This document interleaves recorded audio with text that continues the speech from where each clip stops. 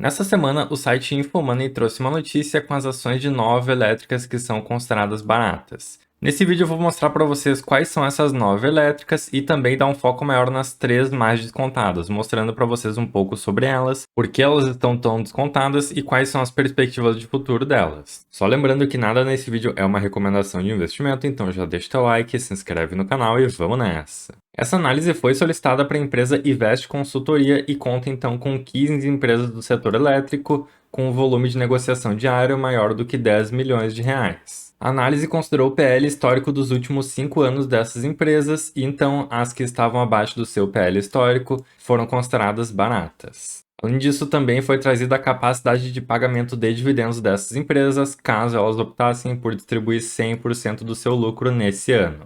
A primeira delas é a Taesa, considerada barata e com o poder de distribuir quase 15% de dividend yield caso ela distribua 100% de payout no ano de 2023. Já a segunda é a CEMIG, e ela está também barata de acordo com a sua média de PL histórico e poderia distribuir um dividend yield de 17,5% com 100% de payout. A seguir temos duas empresas que estão caras de acordo com a análise, são elas a Copel e a EDP. Então nós podemos ver que tanto a Copel quanto a EDP estão caras justamente por algumas questões de mercado. No caso da Copel, ela está mais cara por causa da privatização que está por vir, e a EDP por causa da OPA, então ela vai estar fechando sua participação na Bolsa de Valores. Por isso, ela anunciou a recompra de suas ações e o preço delas disparou. Chegamos agora na CPFL Energia com um preço bem descontado em relação ao seu PL histórico, com desconto acima de 30% se formos comparar.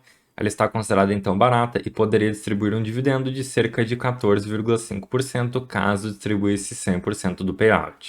A próxima delas, a Neo Energia, com um preço de PL quase 50% mais barato do que sua média histórica e com uma capacidade de distribuição de dividendos de quase 30% de dividend yield.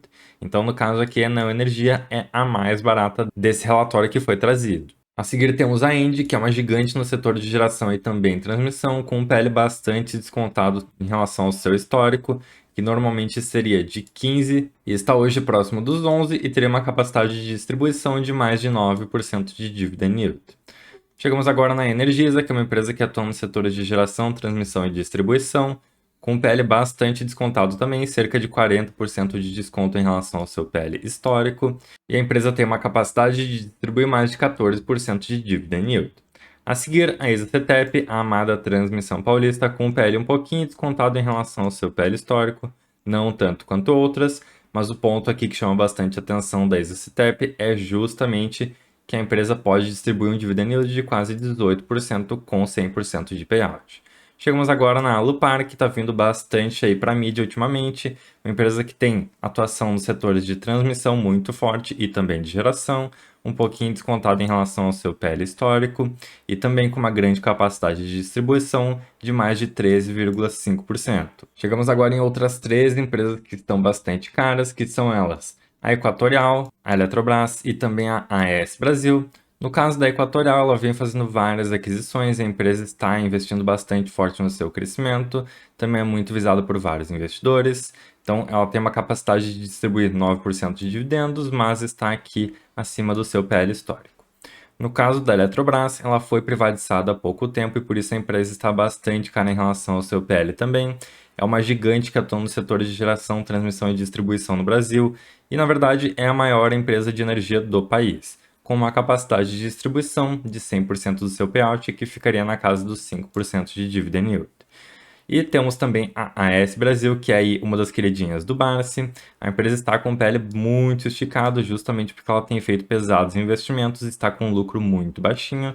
E ela tem uma capacidade de distribuição de dividendos bem baixa também, de cerca de 2,5% de dividend yield. A seguir temos a Auren, que abriu seu capital há pouco tempo na bolsa e ainda bastante desconhecida. Então, como ela teve o seu IPO bastante recentemente, o seu PL histórico está um pouco contaminado aqui, um pouco distorcido, mas hoje o PL dela, em comparação a outras, está bem bom e justamente por isso ela está barata.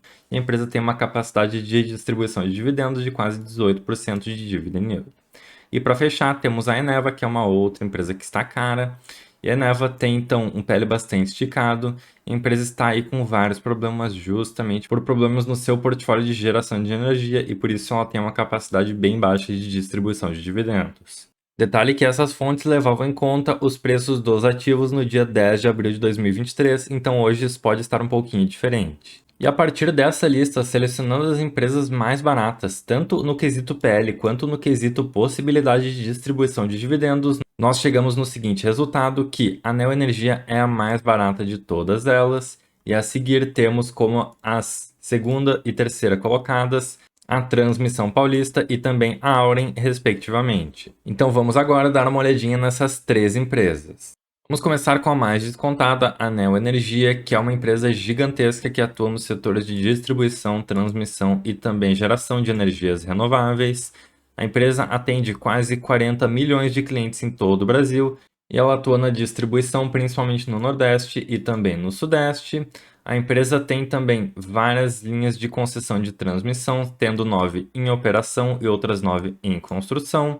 E em relação ao seu portfólio de geração, a empresa conta com geração hidrelétrica com 7 usinas, geração eólica com 37 parques e outros 7 em construção, e também geração solar com 2 parques em construção atualmente, e mais um pipeline, ou seja, ativos de geração em planejamento de cerca de 5,1 gigawatts. Fora sua atuação também na parte de geração térmica e comercialização de energia, juntamente com o trade, onde a empresa consegue também tirar um lucrinho a mais. Adquirida por uma multinacional espanhola chamada Iberdrola lá no ano de 2019, a empresa conta com uma posição acionária de 53% da Iberdrola, outros cerca de 30% da Previ e outros 16% em Free Float. E após a sua aquisição pela Iberdrola, a empresa veio sofrendo com várias quedas, então ela já chegou a ser cotada aqui próxima dos R$ 25 e hoje ela está numa cotação de cerca de R$ 15.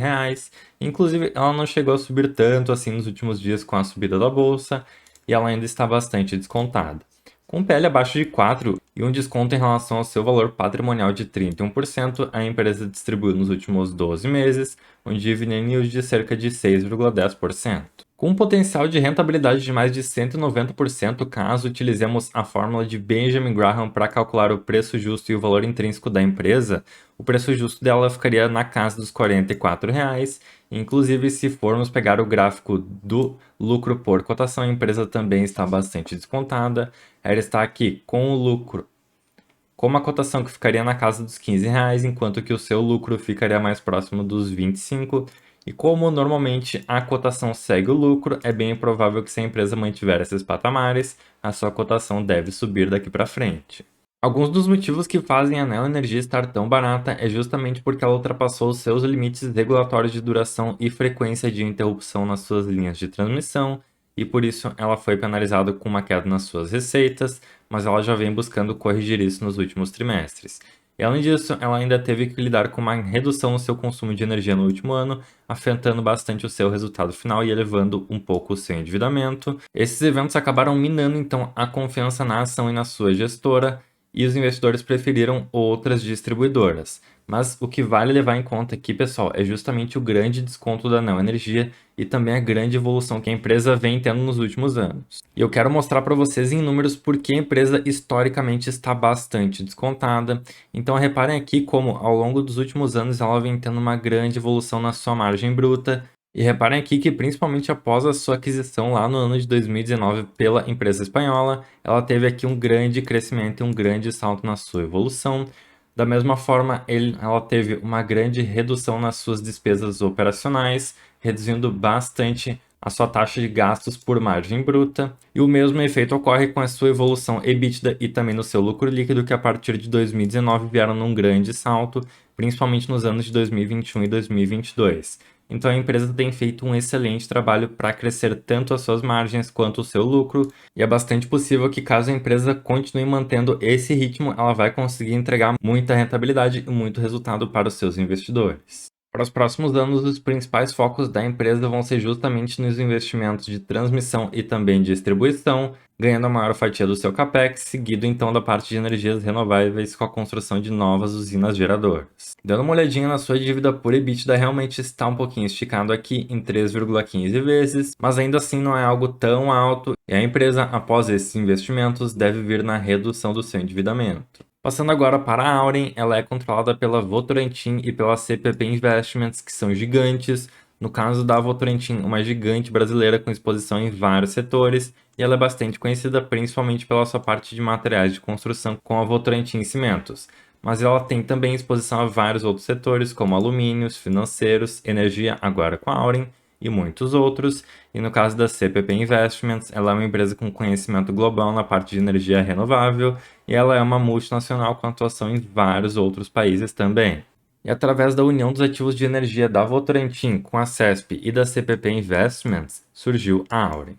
Hoje a empresa atua somente na parte de geração de energia, tendo uma das maiores capacidades instaladas de geração do Brasil, de 3,1 gigawatts e outros 1,9 já em planejamento, contando hoje com ativos eólicos e também hidrelétricos, mas com outros ativos de energia solar já em desenvolvimento. Negociado a um preço de R$ 15,30 e com um PL próximo de 5,7, a empresa está ali no seu valor justo se formos olhar pelo preço sobre valor patrimonial. E como ela teve a sua criação ali em abril de 2022, ela ainda não distribuiu tantos dividendos e não tem tanto histórico assim, tendo um dividend yield de 0,65% nos últimos 12 meses. Além dos seus ativos já existentes, a Auren está com projetos de construção de ativos de geração, tanto eólico quanto solar, com investimentos na ordem de mais de 2,2 bilhões de reais. A empresa também está bastante desalavancada, vindo com uma redução de 2,6 vezes a sua dívida líquida por EBITDA em 2021 para 1,4 vezes em 2022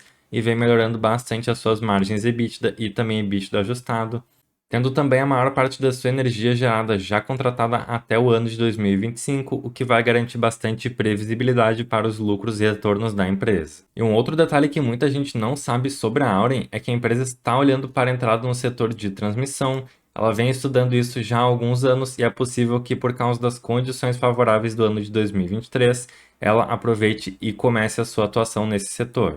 Considerando o tamanho dos projetos e também o contexto Brasil, em que a taxa de juros está bastante alta e nós temos várias empresas muito endividadas, é bem provável que a competição se reduza um pouquinho e os deságios oferecidos também.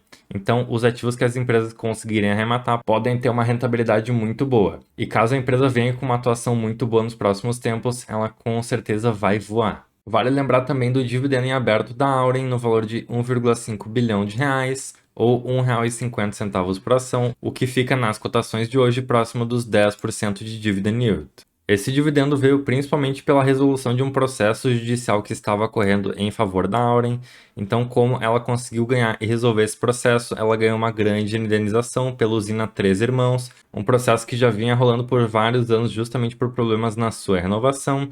Então, esse é um resultado não recorrente, mas ainda assim se espera que nos próximos anos a Auren venha tendo um aumento na sua distribuição de dividendos. Chegamos agora na terceira e última empresa, que é justamente a Transmissão Paulista, também conhecida como ISA-CETEP. A empresa é controlada por uma estatal colombiana conhecida como Ecopetrol, que tem a maior parte da sua posição na empresa ISA Capital do Brasil. Atuando somente na parte de transmissão, ela é responsável pela transmissão de cerca de 30% de toda a energia do país, com cerca de 21 mil quilômetros de linhas de transmissão, e atuação em 17 estados do país. Hoje ela conta com cerca de 20 mil quilômetros de linhas de transmissão já em operação e outros cerca de 1,7 mil em construção, sendo uma empresa referente no setor com muita eficiência nas suas construções, reduzindo bastante o seu custo de investimento e também o seu prazo de entrega dos projetos. Com a sua cotação em torno de R$ 22,50, ela está com um PL hoje de 6,56 e um PVP de 0,90, ou seja, ela está com 10% de desconto em relação ao seu valor patrimonial. E muito disso se deve justamente a um dividendo um pouco mais modesto que ela distribuiu no ano de 2022, o que fez com que muitos acionistas e o mercado também ficassem insatisfeitos com a empresa, e por isso o mercado bateu um pouquinho nela. Mas eu vou explicar esses motivos agora para vocês, pessoal. No ano de 2021, temendo a taxação dos dividendos que estava bastante em pauta no governo, a empresa optou por adiantar os seus dividendos do ano de 2022 em 2021. E com isso ela distribuiu um grande payout, o que fez com que ela tivesse uma grande distribuição naquele ano de cerca de 15%, mas que reduzisse a sua distribuição em 2022. Além disso, ela tomou um grande baque também pela redução no pagamento de uma indenização que vinha do governo, justamente por algumas políticas desastrosas que aconteceram no passado. Essa redução era inesperada e acabou afetando bastante a Transmissão Paulista, mas ela deve voltar à normalidade nos próximos anos e com isso a empresa vai conseguir voltar à sua distribuição normal também. Como a empresa não perdeu nenhum fundamento e somente esses efeitos pontuais acabaram afetando o seu resultado, ela está bastante descontada no momento e justamente a empresa vem atuando aqui com consistência, ganhando vários leilões e concluindo também vários projetos de linhas de transmissão, aumentando ainda mais a sua receita para os próximos anos. Outro detalhe muito interessante é justamente nos grandes investimentos de reforços e melhorias que a Transmissão Paulista tem feito. Então, com isso, ela consegue aumentar consistentemente as suas receitas em linhas de transmissão que ela já possui, sem ter que passar por leilões, tendo um bom aumento de receita pelo custo investido. Um pouco menos endividado do que outras transmissoras, a Transmissão Paulista está com uma dívida líquida sobre EBITDA de 2,92 vezes, e a empresa deve vir bastante forte para os leilões de 2023 que estão por vir. E considerando o seu porte, é bem provável que ela consiga arrematar bons lotes também. Bem, pessoal, essas foram as 3 empresas mais baratas considerando o seu PL histórico e também a sua capacidade de distribuição de dividendos com 100% de payout. Eu vou estar deixando na descrição do vídeo essa matéria do InfoMoney também, porque a matéria é muito boa e muito interessante. Eles levantam vários pontos sobre todas aquelas empresas, como a Indy, a Eneva, entre outras. Então, caso vocês tenham interesse nessas empresas, é bem interessante dar uma lida na matéria. E bem, espero que esse vídeo tenha sido útil para vocês e que vocês tenham gostado. Não se esqueçam de deixar nos comentários o que vocês acham dessas 3 empresas. Vocês gostam da Neoenergia, da Auren ou da Transmissão Paulista? Ou vocês não gostam delas por algum motivo? Queria também agradecer muito o apoio de todo mundo e pedir para vocês deixarem o like e se inscreverem no canal caso não sejam inscritos. E é isso, pessoal. Um abraço para todo mundo. Tchau, tchau.